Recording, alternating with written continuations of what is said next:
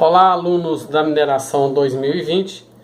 Continuando a nossa matéria sobre desmonte de rocha, agora nós vamos falar sobre especificamente o desmonte com uso de explosivos.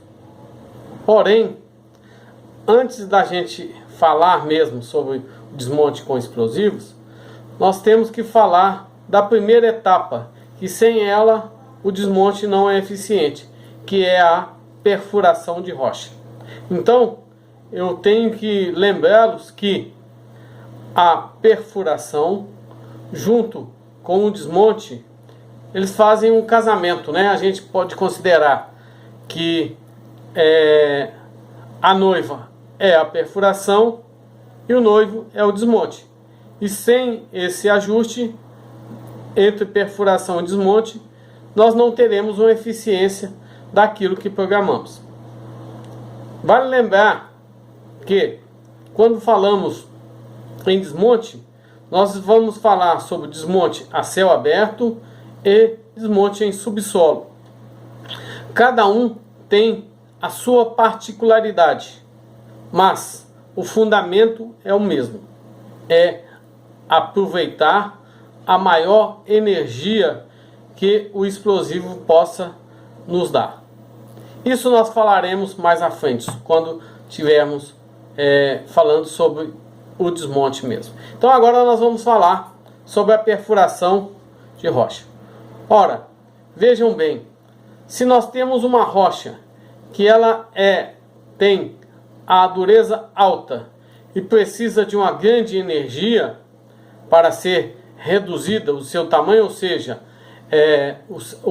a granulometria dessa rocha ela vai ser diminuída. Para quê? Para atender às fases seguintes. Então, um dos objetivos de perfurarmos a rocha é fazermos com que esse grande bloco, né, essa grande bancada ou essa frente de desenvolvimento, né, seja diminuído, né, o tamanho das partículas para a operação seguinte. Então, quando a gente fala em perfuração e desmonte, nós temos que pensar que nós temos que desmontar, quer dizer, reduzir o tamanho, ou seja, a granulometria. Para quê? Para que as atividades seguintes, né, que a gente vai preparar com o desmonte para poder carregar, transportar e beneficiar o mineral desmontado, certo? Então, meus alunos, antes de falarmos, né, sobre os equipamentos e sobre como são as perfurações, tanto a céu aberto como em subsolo, nós devemos lembrar a vocês que toda perfuração ela só vai ser bem executada se a preparação para essa perfuração for feita a contento. Ou seja, se nós tivermos uma bancada bem preparada, sem repé, bem plana, bem nivelada, ou uma frente de desenvolvimento bem preparada, né?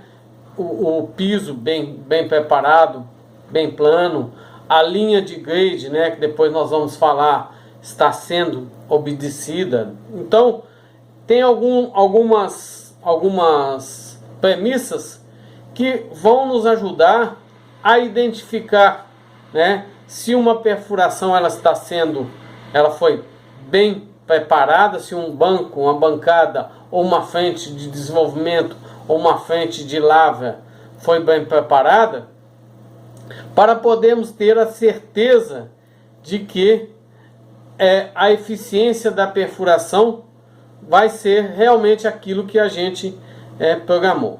Então, o primeiro ponto que nós temos que considerar é a preparação da bancada ou da frente de serviço. Ela tem que estar bem limpa, né? Bem limpa, bem plana, com o mínimo de material possível, seja na bancada ou seja numa frente de desenvolvimento. o que a gente usa falar que a gente deve evitar os repés, né? Ou seja, aquele material que fica, né? O material solto, né? Que vai dificultar o emboque do furo, seja numa mina a céu aberto, seja no subsolo. Por quê? Se você emboca um furo, né? O que a gente fala em embocar é iniciar o furo. Você vai colocar o seu equipamento para iniciar a perfuração, então você dá pouca rotação e pouca percussão. Por quê? Para aquele início da perfuração não haver, né, uma vibração muito grande e o furo ser bem coroado, né, ser bem iniciado. Então depois você pode dar toda a potência no seu equipamento. Então, se você tiver com material que está desagregado, certamente você não vai conseguir fazer, né, o emboque certo. Você vai ter um material solto e poderá te entupir os furos ao você iniciar.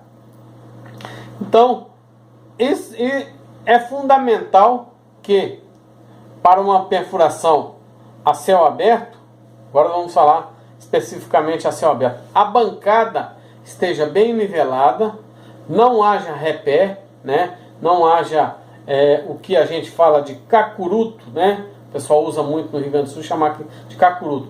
Quando você detona uma bancada e fica, né, um resto de material que não arrancou, né? Então o ideal é você ir lá retirar tudo aqui.